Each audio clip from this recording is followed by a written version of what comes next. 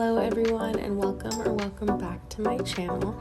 Today we're going to be going through my June budget recap to see how I actually did in the month of June. So I'm going to start at the bottom here towards this budget check category. You'll see my net income was slightly higher than I had anticipated. I ended up making $6,553 net for the month. And you'll see we have leftover actual $6,553. So let's go ahead and allocate this. I'll show you how I did in the month of June. So for savings, I actually only contributed $35 just because my savings account is my emergency fund and it's already fully funded. So I figured I'd put that money elsewhere, which you'll see in just a moment. For my Roth, I put $0 as well, since that account is maxed out for the year. And then for my brokerage account, I only contributed $250 to my brokerage. So you'll see I ended up paying myself a lot less than I had anticipated, but a lot of that went into my mortgage. So I am planning on paying off my mortgage early. You'll see I had planned my mortgage at $2,898, which is my mortgage payment, but I actually ended up paying $3,897 towards the mortgage. So about $999 over what my mortgage was. Then moving on to my HOA, property taxes, homeowners insurance, that stays the same at $1,229.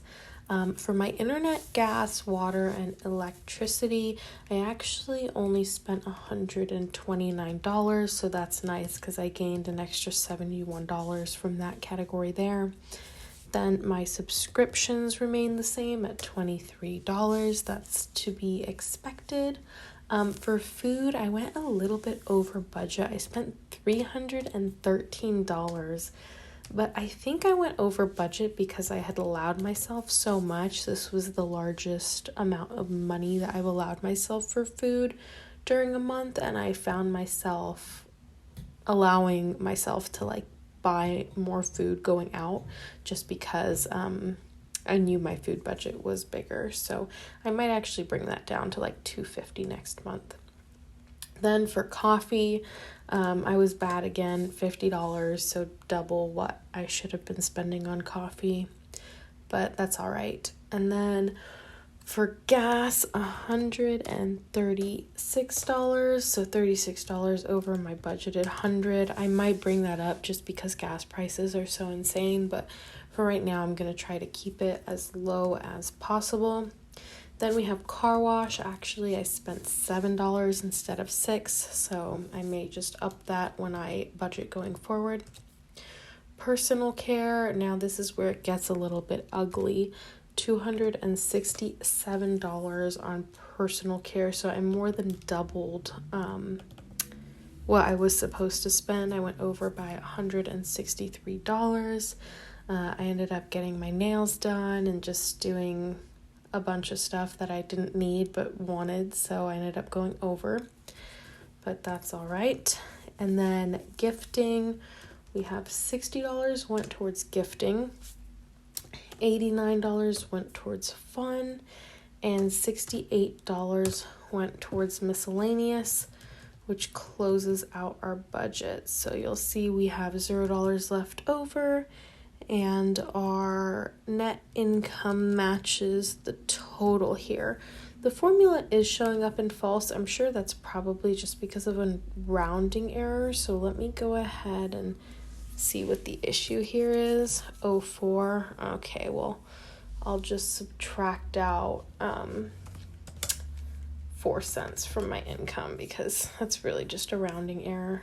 All right. Let's set that back. All right, and then you'll see the formula does light up in true. So whenever I have rounding errors like that, I'll typically do what I just did. If it's a couple cents, it's really not that big of a deal. I do have a buffer in my checking account, so that's totally fine. Looking at the pie charts on the right, our actual pie chart is pretty ugly compared to what we had budgeted for. Something that makes it look ugly is me putting extra money towards my mortgage.